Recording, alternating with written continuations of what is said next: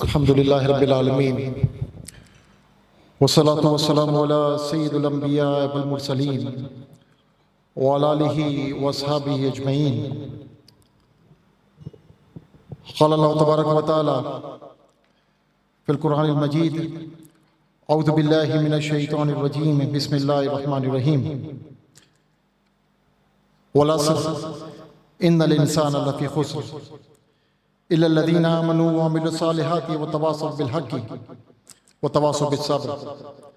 सदक़ल्लाहुल अज़ीम व सदक़ रसूलुहुन नबील करीम। इन्नल्लाहा व मलाइकतहु युसल्लूना अलन नबी या अय्युहल्लज़ीना आमनू सल्लु अलैहि व सल्लिमू तस्लीमा। अल्लाहुम्मा सल्लि अला सय्यिदिना मौलाना मुहम्मदिन व अला आलि सय्यिदिना मौलाना मुहम्मदिन व अस्हाबि सय्यिदिना मौलाना मुहम्मदिन व बारिक व सल्लिम अलैहि। सलातु व सलामुन अलैका या सय्यदी या रसूलल्लाह व अला आलिका व अस्हाबिका या हबीबल्लाह। या रब्बि बिल मुस्तफ़ा बल्लिग़ मक़ासिदना वग़फ़िर लना मा मदा या वासिअल करम।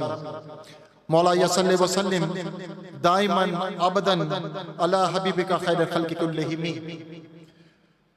रब्बि इश्रह ली सदरी व यस्सिर ली अमरी वहलुल उक़दतम मिन लिसानी यफ़क़हू क़ौली। अल्लाहुम्मा रब्बि यस्सिर व ला तुअस्सिर व तम्मिम बिल खैर। तमाम तारीफें अल्लाह रब्बुल इज़्ज़त के लिए जो कुल जहानों का पालने वाला है, और बेशुमार दुरूद व सलाम हुज़ूर नबी करीम रऊफ़ व रहीम के ज़ात गिरामी पर कि जिन्हें अल्लाह रब्बुल इज़्ज़त ने रहमतुल लिल आलमीन बनाकर मबूस फरमाया। सबसे पहले मैं दिल की अता गहराइयों से मुंतज़िमीन को इस बहुत ही खूबसूरत महफिल, इस बहुत खूबसूरत कॉन्फ्रेंस के इनेकाद पर मुबारकबाद पेश करता हूँ और दुआ गो हूँ कि अल्लाह तबारक व तआला मुझे हक बात कहने और तमाम अहबाब को हक बात सुनकर उस पर अमल करने की तौफीक अता फरमाए। ये बहुत इत्तेफाक है, इसमें कोई प्लानिंग नहीं, इसमें कोई प्री अरेंज डिस्कशन नहीं थी, लेकिन जनाब हसनुल गरवी साहब ने जिस आयत मुबारका की, सूरह मुबारका की तिलावत की, इत्तफाकन मैंने भी अपनी गुफ्तगू के लिए उसी सूरह मुबारका को मुंतखब किया। सिर्फ फर्क ये है कि उन्होंने इसका इजहार अंग्रेजी में किया, मैं इसका इजहार इंशाअल्लाह उर्दू में करूंगा और मैं चंद वो बातें आपकी खिदमत में पेश करूंगा जो इंशाअल्लाह ताला इसकी थोड़ी सी आपको डेप्थ में लेकर जाएंगी। ये सूरह मुबारका, जैसे कि अभी बात हुई कि कुरान मुबारक की मुख्तसर तरीन सूरतों में एक सूरत है, लेकिन साइज के एतबार से तो ये मुख्तसर है, लेकिन मजमून के एतबार से बहुत जामे है। इतनी जामे है और इतनी अहम सूरह मुबारका है कि आका करीम के दो असहाब, ये रिवायत में आता है कि हुजूर नबी करीम रऊफ़ रहीम के दो असहाब जब मुलाकात करते तो उस वक्त तक जुदा ना होते जब तक एक दूसरे को सूरह असर की तिलावत ना करते। और एक और बड़ी अहम बात, हजरत इमाम शाफी अलैहिर्रहमा इस सूरह मुबारका के मुतालिक फरमाते हैं, लौ लम युनज़्ज़िल मिनल कुरान सिवा हाज़ा कफ़ी नास, कि अगर कुरान पाक में और कुछ नाजिल नहीं होता, सिर्फ एक यही सूरह मुबारका नाजिल होती तो लोगों के लिए यही काफी थी।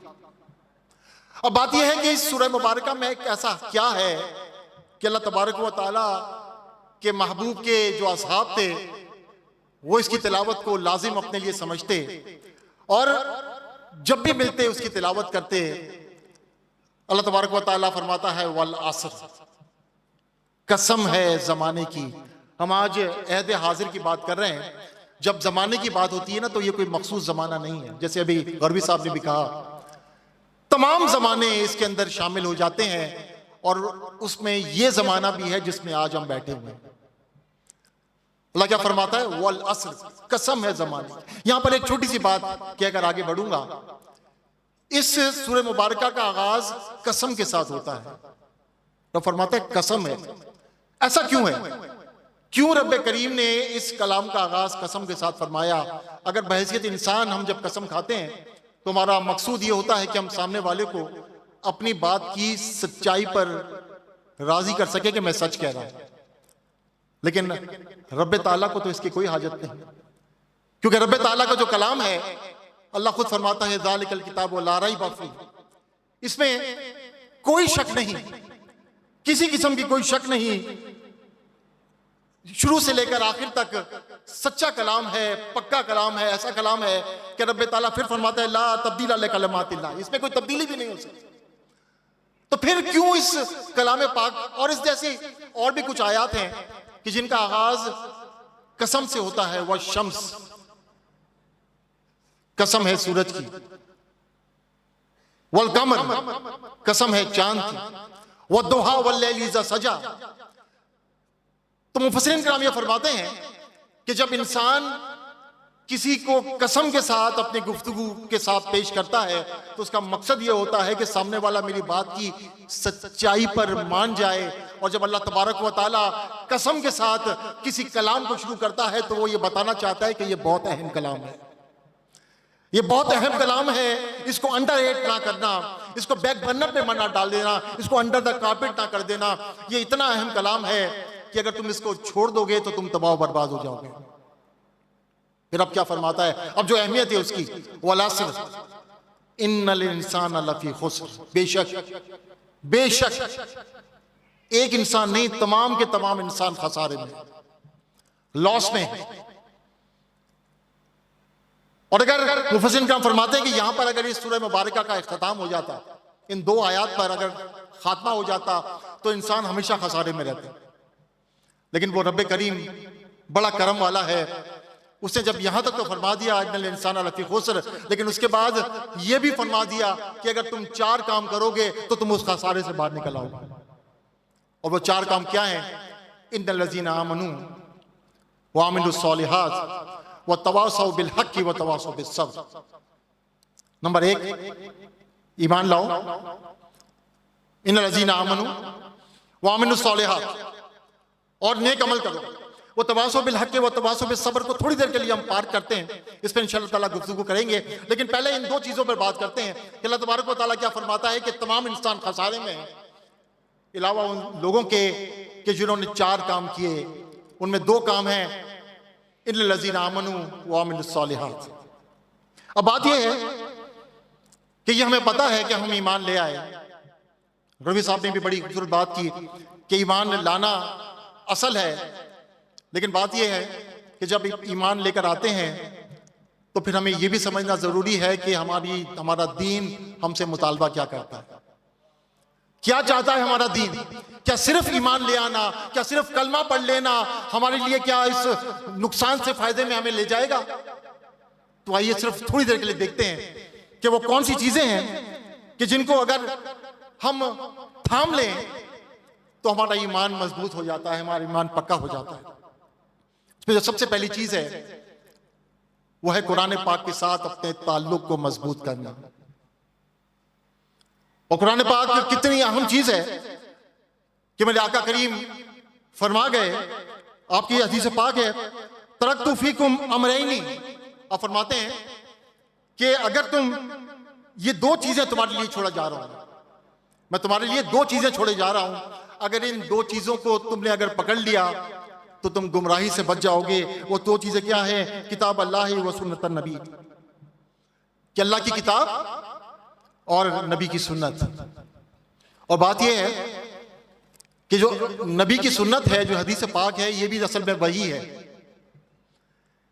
एक को कहते हैं हम वही मतलू जिसकी हम तिलावत करते हैं कुरान पाक, और एक है वही गैर मतलू जो मेरे आका की हदीस पाक है, जो आप आका की सुन्नतें हैं, उनकी तिलावत तो नहीं करते लेकिन ये हमें पता है कि आका करीम अपने पास से कुछ भी नहीं करते, जो भी होती है वही होती है। वमा यंतिकु अनिल हवा इन हुवा इल्ला वह्युन युहा, वो अपने पास से अपनी ख्वाहिश से कुछ भी नहीं कहते, जो भी हो वो बुनियादी तौर पर वही है। तो अगर कुरान पाक को हम पकड़ लेते हैं तो अल्लाह तबारक व तआला क्या फरमाता है? इन्नल लज़ीना यतलूना किताबल्लाहि, और वो लोग जो कि किताब की तिलावत करते हैं, व कामू सलात, और नमाज कायम करते हैं, वनफुकु मिम्मा रज़क़नाहुम, और उस माल में से खर्च करते हैं जो हमने उन्हें दिया, सिर्रन व अलानियतन, छुप कर भी और जाहिर भी, यरजूना तिजारतन लन तबूर, तो फिर वो ऐसी तिजारत में है जिसमें नुकसान का कोई खतरा नहीं। इब्तिदा में हमने क्या कहा? इंसान खसारे में है। यहां पर अल्लाह क्या फरमा रहा है? अगर कुरान पाक को पकड़ लोगे, उसकी तिलावत करोगे, नमाज को कायम करोगे, नमाज को कायम करने के साथ जो अल्लाह ताला को कह रहा है जो मैंने माल दिया उसी माल में से मेरी राह में खर्च करोगे तो अल्लाह क्या फरमाता है, फिर तुम ऐसी तिजारत में हो जिसमें तुम्हें नुकसान हो नहीं सकता।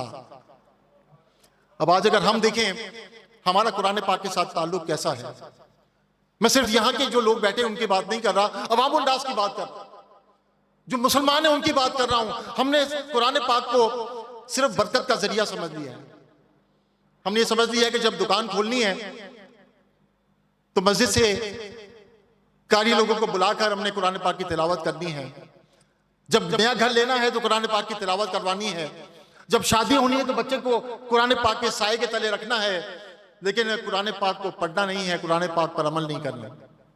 जबकि कुरान पाक असल में सिर्फ बरकत के लिए नाज़िल नहीं, उसकी बरकत है, लेकिन असल कुरान पाक क्या है, हुदल लिल मुत्तकीन, ये हिदायत है मुत्तकीन के लिए, ये हिदायत है। और ये हिदायत कब हासिल होती है, जब कुरान पाक को पकड़कर कुरान पाक से फैज लिया जाए।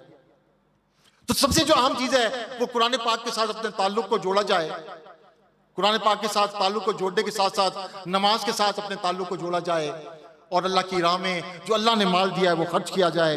और जब ये करता है इंसान तो फिर क्या होता है, फिर अल्लाह तबारक व तआला का खौफ दिल में आना शुरू हो जाता है। कुरान पाक में 50 से ज़ायद मकामात पर 50 से ज़ायद मकामात पर अल्लाह तबारक व तआला ने कहा है कि अल्लाह से डरो, या अय्युहल्लज़ीना आमनू तक़ुल्लाह हक़्क़ तुक़ातिही, उससे डरो जैसे उसके डरने का हक है। आज बदकिस्मती से, क्योंकि हम असरे हाजिर की बात कर रहे हैं ना, आज बदकिस्मती से जितने गुनाह होते हैं इस माशरे में और खासतौर पर जो मुसलमान करते हैं, उसमें एक बुनियादी मसला यह है कि हमारे दिलों से अल्लाह का खौफ निकल गया। जब खौफ होगा तो फिर इंसान को गुनाह करते हुए थोड़ा सा रुकने को दिल करेगा कि अल्लाह तबारक व तआला देख रहा है। जिस तरह हम जब रास्ते में जा रहे होते हैं, हमें नजर आता है कि कैमरे की आंख देख रही है तो ना चाहने के बावजूद भी रुक जाते हैं। ये तो वो आंखें जो हर वक्त देखती है, लेकिन इसके बावजूद हम खौफ नहीं खाते, इसके बावजूद हम अल्लाह तबारक व तआला के डर की वजह से अपने गुनाहों को नहीं रोकते। करप्शन भी इसी वजह से है, चोर बसारी भी इसी वजह से है, जितने कत्लो गारत गरी है वो भी सब इसी वजह से है। बुनियादी वजह यह है कि मैं अल्लाह तबारक व तआला का खौफ दिल से निकल गया। तो जो एक अहम जरिया वो है अल्लाह तबारक व तआला का खौफ। और जो तीसरी जो बहुत अहम चीज जो कि हमें सीधा राह रास्त की तरफ ले जा सकती है वो है आका करीम की मोहब्बत, हुजूर नबी करीम रऊफ रहीम की दिल में मोहब्बत। और ये मोहब्बत क्यों जरूरी है, क्योंकि अल्लाह तबारक व तआला कुरान पाक में फरमाता है अन नबी औला बिल मुमिनीना मिन अनफुसिहिम, ये वो नबी हैं जो तुम्हारी जानों से ज्यादा करीब हैं। अरे जो हमारी जानों से ज्यादा करीब हो, क्या उनसे मोहब्बत हम पर लाजिम नहीं है? हम पर लाजिम है कि हम उनसे मोहब्बत करें। और ये कुरान पाक की इस आयत के साथ साथ जब हम उस हदीस पाक जो कि बुखारी शरीफ की हदीस पाक है उसको जब साथ मिलाते हैं तो फिर मोहब्बत ना करने का कोई जवाज रह ही नहीं जाता। बुखारी शरीफ की हदीस पाक है, हजरत अनस बिन मालिक इसके रावी हैं और फरमाते हैं हुजूर नबी करीम रऊफ रहीम सल्लल्लाहु अलैहि वसल्लम ने इरशाद फरमाया ला युमिनु अहदुकुम हत्ता कुना अहब्बा इलैहि मिन वालिदिही व वालिदिही व नास अजमईन, कि तुम में से कोई उस वक्त तक मोमिन नहीं हो सकता। हम बात क्या कर रहे हैं सूरह असर में कि जो ईमान लाए, यहां अल्लाह तबारक व तआला के नबी क्या कह रहे हैं, तुम में से कोई उस वक्त तक मोमिन नहीं हो सकता जो अपने वालिद, अपनी वालिदा और तमाम लोगों से ज्यादा मुझसे प्यार ना करे। अब यहां पर हमारे लिए कोई ऑप्शन नहीं है, ये कोई वो सवालात नहीं कि इन चार में से कोई एक जवाब देना है, ये मैंडेटरी है कि अल्लाह तबारक व तआला के नबी ने कह दिया तुम मोमिन ही नहीं हो सकते जब तक कि मुझसे मोहब्बत इस तरह ना हो कि तुम्हारे वालिद की मोहब्बत भी चली जाए, तुम्हारे वालिदैन, तुम्हारी औलाद की मोहब्बत भी साइड पे हो जाए, जितने तुम्हारे चाहने वाले उन सब की मोहब्बत चली जाए, सबसे ज्यादा फौक जिसकी मोहब्बत हो वो मेरी मोहब्बत हो। और यही वो चीज है कि जो आज हम जिसको मिस करते हैं, हम अल्लाह तबारक व तआला के कलाम पाक के साथ ताल्लुक को मिस करते हैं, हम अल्लाह तबारक व तआला के खौफ को मिस करते हैं, हम रसूल करीम सल्लल्लाहु अलैहि वसल्लम की मोहब्बत को मिस करते हैं। और जब हम मिस करते हैं तो फिर हमारा हाल क्या है, हमारा हाल यह है कि जब हमारे साथ ये चीजें थी, जब अल्लाह का खौफ था, जब कुरान पाक के साथ ताल्लुक था, जब रसूलुल्लाह सल्लल्लाहु अलैहि वसल्लम की मोहब्बत थी, तो हम दुनिया पर काबिज थे। हमने 781 साल यूरोप पर हुकूमत की, 500 साल वो हुकूमत कि जो 19वीं सदी तक चलती रही, वो मुसलमान के जो साइंस में आगे थे, जो अलजबरा में आगे थे, जो हर फील्ड में अपना नाम रखते थे, चाहे वो इब्न राजी हो, चाहे इब्न खल्दून हो, चाहे वो मौलाना रोम हो, बड़े बड़े नाम। आप वक्त इतना नहीं है वरना मैं इसकी डिटेल में जरूर जाता, लेकिन जब वो ताल्लुक था तो वो ताल्लुक रिजल्ट ये हुआ कि अल्लाह तबारक व तआला ने आपको शान शौकत अदा की। लेकिन जब आपने वो ताल्लुक ख़त्म कर दिया, जब आपने कुरान के साथ अपने ताल्लुक को कम किया, जब आपने रसूलुल्लाह सल्लल्लाहु अलैहि वसल्लम के साथ अपने ताल्लुक को कम किया, जब आपने खौफ इलाही को अपने दिलों से निकाल दिया, तो आज सूरत हाल ये है कि 1.9 अरब मुसलमान इस धरती पर हैं। 57 मुल्क ऐसे हैं जो कि OIC के मेंबर हैं, लेकिन बदकिस्मती से एक फलस्तीन की हिफाजत नहीं कर सकते। वो इसराइल जो कि सिर्फ 1 करोड़ 10 मिलियन 1 करोड़ लोगों पर मुश्तमिल है, और उसके इर्द गिर्द अगर हम देखें तो हमें शाम भी नजर आता है, हमें जॉर्डन भी नजर आता है, हमें मिस्र भी नजर आता है, हमें लिबनान भी नजर आता है। उसके करीब देखें तो सऊदी अरब भी है, उधर देखें तो UAE भी है, टर्किया भी है। ये सारे के सारे मौजूद हैं, लेकिन एक मुल्क को बदमाशी करने से इसलिए नहीं रोक सकते कि ना अल्लाह तबारक व तआला के साथ वो मोहब्बत है, ना अल्लाह का वो खौफ है, ना रसूलुल्लाह के साथ वो मोहब्बत है, ना कुरान के साथ वो ताल्लुक है। और इन ताल्लुकात ना होने की वजह से अल्लाह तबारक व तआला फरमाता है, जब तुम इताअत नहीं करोगे रसूल की, जब तुम इताअत नहीं करोगे मेरी, तो तुम्हें क्या होगा?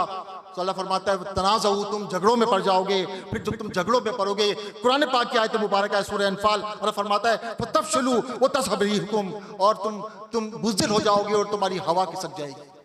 ये मैं नहीं कह रहा, कुरान पाक कह रहा है कि जब तुम अल्लाह तबारक व तआला की इताअत को छोड़ दोगे, उसके रसूल की इताअत को छोड़ दोगे, तो फिर होगा क्या? फिर होगा ये कि तुम बुज़दिल हो जाओगे, और जब तुम बुज़दिल हो जाओगे तो तुम्हारी हवा उखड़ जाएगी, तुम्हारा रोब और दबदबा खत्म हो जाएगा। और आज हम ये सब कुछ अपनी आंखों से होता देख रहे हैं। आज मुसलमान 1.9 अरब मुसलमान, कोई चैलेंज नहीं कर सकता, कोई उस बदमाशी को चैलेंज नहीं कर सकता। 57 मुल्क हैं, किसी मुल्क के पास वीटो पावर नहीं है। 5 के 5 वीटो पावर वेस्टर्न कंट्रीज के पास है। अब अगर हम आते हैं कि अगर इस चीज से हमें निकलना है, तो हमें इस वल असर के इस फलसफे को अपने ऊपर लागू करना होगा। ईमान भी लाना है, नेक अमल भी करने हैं, लेकिन उनके साथ साथ 2 और काम करने हैं, क्योंकि ये पूरा कॉम्बो है। ये किसी एक के करने से काम नहीं होगा, पूरा कॉम्बो है। इन चारों को करेंगे तो अल्लाह तबारक व तआला तुम्हें खसारे से निकालकर फायदे में ले जाए। और वो बाकी 2 काम क्या हैं? वो तवासो बिल हक की व तवासो बिस सब्र। तुमने हक की भी तलकीन करनी है, और ये हक की तलकीन है क्या? कि सही को सही कहना है और गलत को गलत कहना है। ये तुम्हारी जिम्मेदारी है। ये जिम्मेदारी सिर्फ उलमाए कराम की नहीं है, ये जिम्मेदारी सिर्फ मुफ्तियाने कराम की नहीं है, ये जिम्मेदारी सिर्फ फुकाए कराम की नहीं है, ये जिम्मेदारी सिर्फ इस्लामिक स्कॉलर्स की नहीं है, ये हर मुसलमान की जिम्मेदारी है। इसलिए कि अल्लाह तबारक व तआला ने फरमाया व कज़ालिका जअलनाकुम उम्मतन वसतन, तुम्हें सबसे बरगुज़ीदा उम्मत बनाकर भेजा। और वो बरगुज़ीदा उम्मत बनाया क्यों? अल्लाह फरमाता है कुंतुम खैरा उम्मतिन, तुम्हें सबसे अच्छी उम्मत इसलिए बनाया, अखरजत लिन्नासी, जो लोगों में भेजी गई। रिक्वायरमेंट क्या है, प्री रिक्विजिट क्या है, क्यों तुम्हारे लिए इस ओहदे का तुम्हारा इंतखाब किया गया, तुम सबसे अच्छी उम्मत हो। अल्लाह फरमाता है तामरूना बिन्नासी व तनहौना अनिल मुनकर, कि तुम नेकी की तरफ लोगों को माइल करते हो और बुराइयों से रोकते हो। ये काम नबियों का काम था, लेकिन अब आका अलैहिस्सलातु वस्सलाम के बाद कोई नबी नहीं आएगा। ये आपकी और मेरी जिम्मेदारी है। ये जिम्मेदारी है कि हम बुरे को बुरा कहें, बुराई को रोकें, अच्छाई की तरफ रागिब करें। और इसकी जिम्मेदारी सिर्फ ऐसा नहीं है कि इसका हिसाब किताब नहीं होगा। जो सरबराह मुमलिकत है, जितनी भी रियाया है, उनका हिसाब उस सरबराह को देना होगा। अगर गलत काम रियाया ने किए हैं, उसका हिसाब सरबराह को देना होगा। अगर मैं अपने घर का सरबराह हूं, मेरे बच्चे अगर गलत काम करते हैं, मुझे उसका हिसाब देना होगा। अगर एक वालिदा है तो जो उसके बच्चे अगर गलत काम करते हैं उसका हिसाब उसे देना होगा। एक टीचर है तो जो बच्चे उसके ज़ेरे असर हैं वो अगर कोई गलत काम करते हैं, उस गलत काम से नहीं रुकते, हिसाब टीचर को देना होगा। कोई अगर अफसर है उसके मातहत गलत काम करते हैं, उसका हिसाब देना होगा। ये हम सबकी जिम्मेदारी है और इस जिम्मेदारी को पूरा करते हुए जब हम आगे बढ़ेंगे तो तकालीफ आएंगी। जब हम किसी को भी रोकते हैं ना, किसी बच्चे को भी अगर आप रोकें कि बेटा ये गलत काम ना करो, वो इरिटेट होता है, वो रिएक्ट करता है, वो रिएक्शन आएगा। लेकिन फिर अल्लाह क्या फरमाता है, वो तवासो बिल हक़ के साथ तुमने वो तवासो बिल सब्र की भी तलकीन करनी है। सिर्फ हक को लेकर नहीं चलना, हक को लेकर चलोगे लेकिन उस हक में जो मुश्किलें आएंगी, उस मुश्किलों को पाटने के लिए तुम्हें सब्र करना पड़ेगा। और जब तुम सब्र करोगे तो अल्लाह फरमाता है इन्नल्लाह मा साबिरीन, अल्लाह तबारक व तआला सब्र करने वालों के साथ है। और सब्र का जो और हक का जो फलसफा जो इमाम आली मकाम हमें दे गए, ऐसा फलसफा शायद ना कभी हमें मिल सकता है और ना कभी हमें आगे मिलेगा। क्योंकि सबसे अहम बात यह है कि जब आप हक की बात करते हैं ना तो आपको तकालीफ आती है। ये अल्लाह तबारक व तआला ने फरमा दिया है, वला नब्लुवन्नकुम बिशैइन मिनल खौफि वल जूइ व नक्स मिनल अम्वालि व अनफुसि व थमरात, कि हम तुम्हें आजमाएंगे। किससे आजमाएंगे? खौफ से आजमाएंगे, भूख से आजमाएंगे, मालों से आजमाएंगे, जान से आजमाएंगे। लेकिन बात यह है कि इमाम आली मकाम का जो ये हक पर जो ये चलना था, ये और जगहों से क्यों मुख्तलिफ है कि अगर किसी को भी जो इम्तिहानात आते हैं ना, वो ठहर ठहर कर आते हैं, वक्फे वक्फे से आते हैं, थोड़ा थोड़ा करके आते हैं। एक इम्तिहान दिया, वहां से पास हो गए, अगला इम्तिहान दिया। इमाम अली मकाम की शान ये है और आपकी जो खुसूसियत है वो ये कि अल्लाह तबारक व तआला ने तमाम के तमाम इम्तिहान एक साथ ही डाल दिए। तमाम के तमाम इम्तिहान, खौफ भी, भूख भी, जान भी, माल भी, सब कुछ। लेकिन फिर अल्लाह फरमा दिया वो बशीर साबरीन, और जो सब्र करता है उसके लिए बहुत बड़ी बशारत है। और इतनी बड़ी बशारत कि अगर वो बशारत हमें समझ में आ जाए तो हमें फलसफा एक करबला समझ में आ सकता है। अगर वो हमें वो बशारत समझ में आ जाए तो हमें ये समझ में आ सकता है कि हमारे लिए सिर्फ यही काफ़ी नहीं है कि हम सिर्फ अपनी फिक्र करें। हम सिर्फ ये देखेंगे ठीक है यार, मैं जन्नत में चला जाऊं, बाकियों की खैर है, आपको इस तरह छोड़ा नहीं जाएगा। आप अगर जिम्मेदार हैं और अपने आप को जिम्मेदार समझते हैं तो आपके लिए लाजिम है कि आप हक की बात करते रहें, जिस तरह भी कर सके। चाहे लिख के कर सकते हो तो लिख कर करें, बोल के कर सकते हो तो बोल कर करें, अपने हाथों से कुछ कर सकते हो हाथों से करें। और ये हर घर में होना चाहिए। अब इस तरह जिम्मेदारी से हम मुबर्रा नहीं हो सकते कि मैं क्या करूं, सारा माशरा ही खराब है। सारा माशरा खराब हो सकता है, लेकिन आप के अपने जो अंडर आपकी जो ज़ेरे सरपरस्ती में जो चीज़ें आती हैं, आपको उसको सही करना है। अगर हम सब मिलकर अपनी चीज़ों को सही करेंगे, अपने हक की बात करते रहेंगे, सब्र करते रहेंगे, ईमान के जो जुज़ हैं उन पर कायम रहेंगे, तो मैं आपको बताऊं कि हम उस नुकसान से निकल जाएंगे जिसको अल्लाह तबारक व तआला ने बयान किया। और जब नुकसान से निकलेंगे तो फिर सिर्फ हम नहीं निकलेंगे, पूरी आलम इस्लाम निकलेगा। और ये आलम इस्लाम का जो ये मैसेज है, ये जितनी जगह पर हम फैलाएं, जितनी जगह पर ये जो सूरह असर का जो ये मैसेज है, ये सिर्फ मैसेज इसलिए नहीं है कि हम यहाँ से उठकर जाएं और फिर जाकर सो जाएं। इस मैसेज को हमने आगे तक फैलाना है। जितना आगे तक फैलाएंगे अल्लाह तबारक व तआला हमें सवाब जारिया देगा। दुआ करें अल्लाह तबारक व तआला मुसलमानों को वही उरूज अता फरमाए जो अल्लाह तबारक व तआला ने अहदे इब्तिदा में अता फरमाया था। अल्लाह तबारक व तआला हमें दिलों को नूर कुरान से मुनव्वर फरमाए। अल्लाह ताला हमारा खात्मा ईमान पर फरमाए। वाखिर दावाना अनिल हम्दुलिल्लाह।